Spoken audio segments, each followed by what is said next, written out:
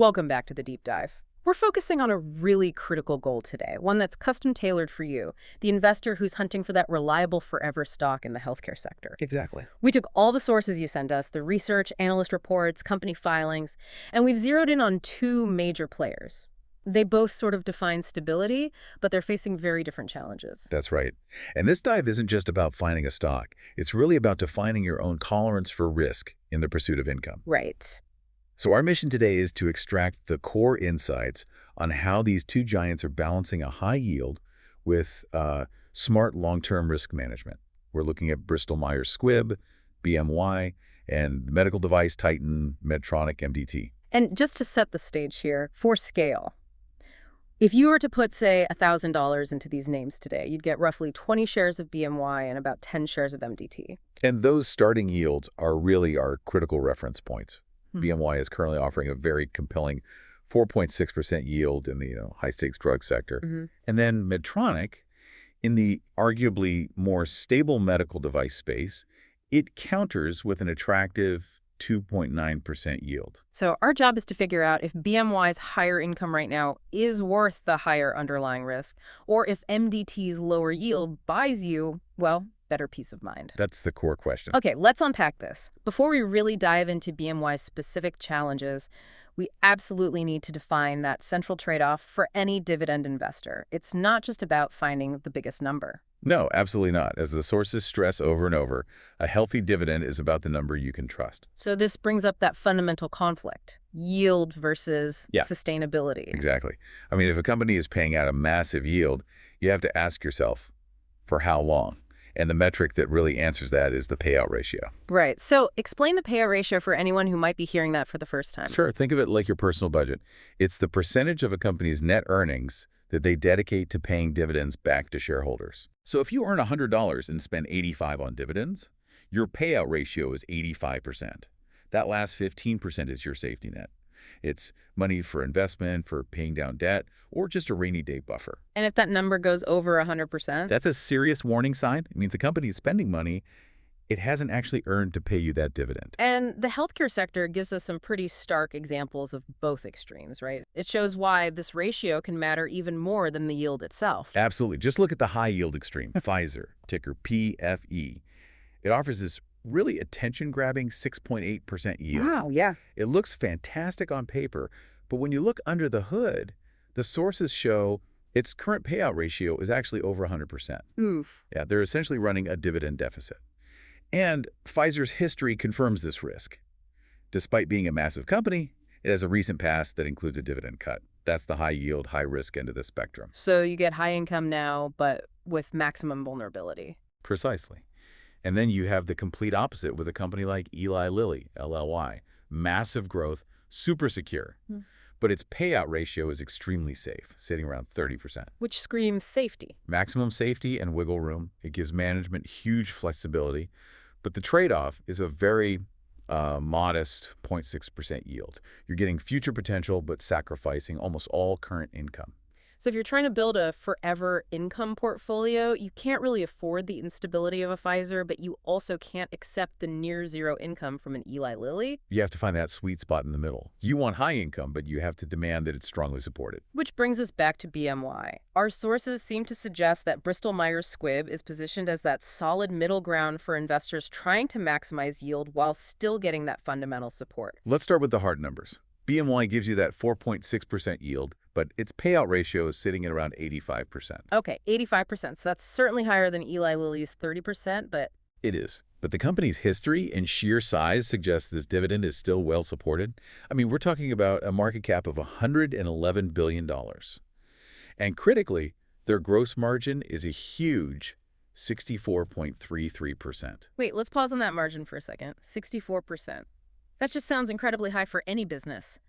What does that gross margin tell us about their ability to keep paying that dividend? It's a key indicator of pricing power and efficiency, especially in specialized drugs. A gross margin over 60% suggests BMY has strong operational control and can command premium prices. So it gives them a cushion. A wide internal cushion to absorb future cost shocks or short-term revenue dips.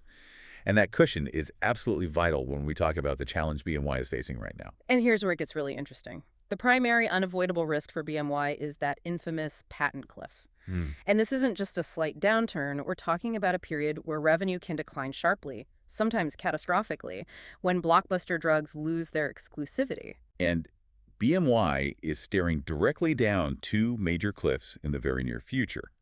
The sources are clear that their big cancer treatments, Revlimid and Pomalyst, they start facing massive generic competition in 2026. That's just around the corner. It is. Then, just 2 years after that, in 2028, their cardiovascular drug, Eliquis, loses its patent protection. These three drugs are enormous revenue drivers. The impact is measured in billions.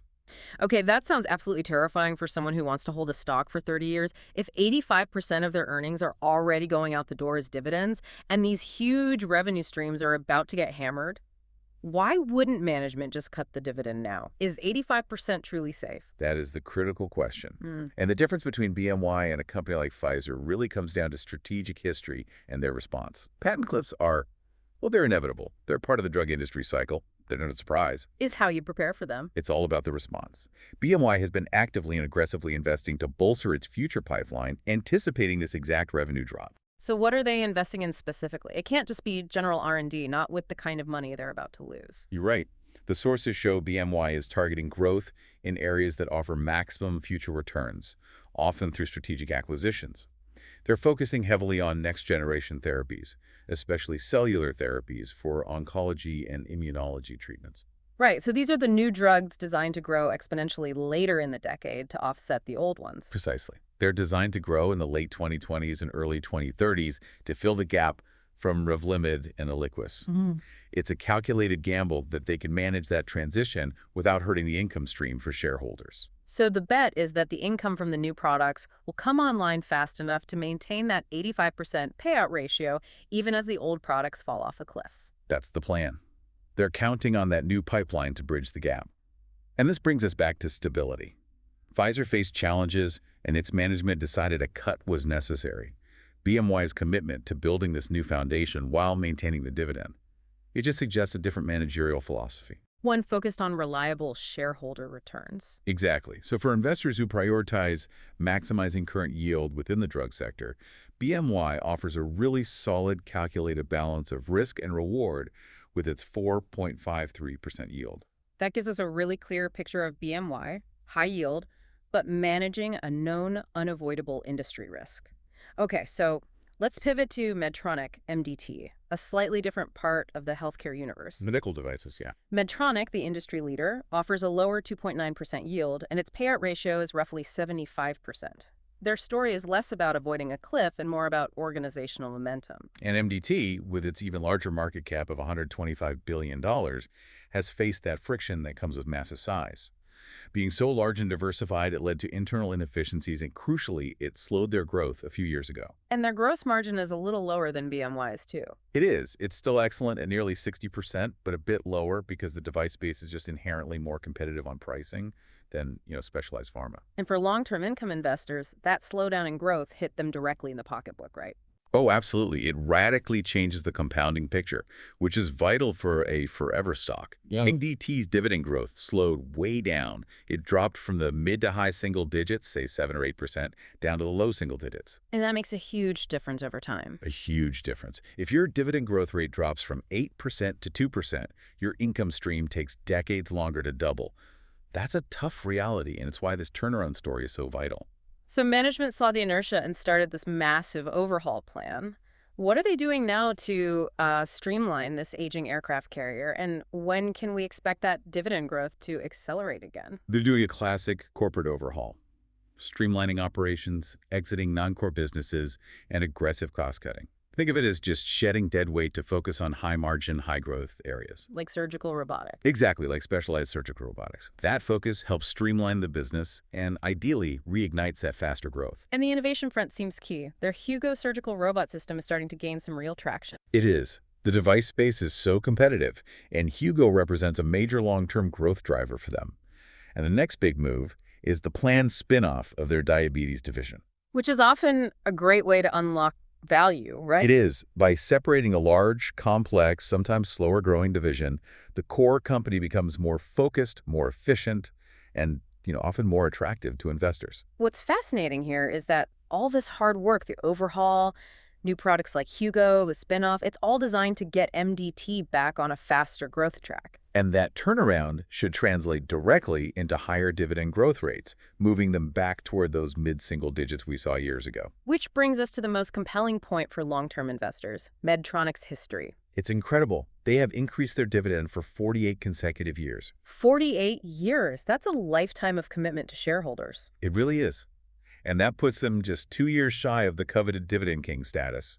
That's a company that's increased its dividend for 50 or more consecutive years. And it seems like they're on track to get there. Given the business overhaul, the solid 75% payout ratio, and the expected growth, it appears highly likely that we'll achieve that elite status. That kind of longevity provides serious, measurable peace of mind. Especially if your holding period is forever. Exactly. That summary really clarifies the two different approaches. BMY is the higher yield play, managing that known external risk of patent cliffs. MDT is the rock-solid stability play, managing its own internal inertia to restore high dividend growth. When you look at them side by side, the difference in the risk profile is stark. With BMY, you get the higher current check, but you're directly exposed to the company's execution risk over the next 4 years. Can they replace that revenue? That's the question. With MDT, you get a lower check now, but you get nearly guaranteed dividend increases and unparalleled stability backed by almost 5 decades of history. Okay, so bringing it all together, we've looked at BMY high yield, 4.6%, but managing that significant patent risk. And we've looked at MDT, a lower yield at 2.9%, but with superior stability, a clear growth story, and that Dividend King status on the horizon. The main takeaway for you, the long-term dividend investor, is that the core objective has to be defining your acceptable trade-off. As we saw with the Pfizer example, just chasing the absolute highest yield, that 6.8%, it risks a cut that can jeopardize your entire income thesis. And it forces you to reinvest at what could be a really bad time. Yeah. When you're thinking about a holding period that truly is forever, that stability and confidence might matter more than a marginal percentage point on the initial yield. Absolutely. If you prioritize maximum current income, and you trust BMY's proven ability to manage these industry-standard risks, then BMY is your choice. But if you prioritize maximum certainty, And MDT is your anchor.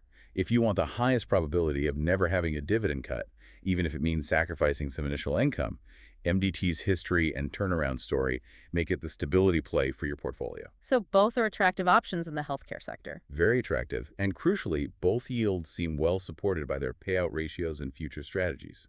That was a tremendous deep dive into how two giants are navigating their very specific, very different challenges, all while staying committed to shareholder returns. My final thought for you to consider as you decide between these two strategies is this. If your goal is truly long-term financial security through income, which is the greater priority for your peace of mind, is it the stability and the guaranteed predictable income stream from a high, well-supported dividend? Or is it the, often more volatile pursuit of maximum capital growth, betting on a massive price increase in exchange for a lower dividend now? It's the classic investor choice, isn't it? Predictable returns versus seeking those occasionally massive monster returns. Exactly. Something to mull over as you build out your forever portfolio.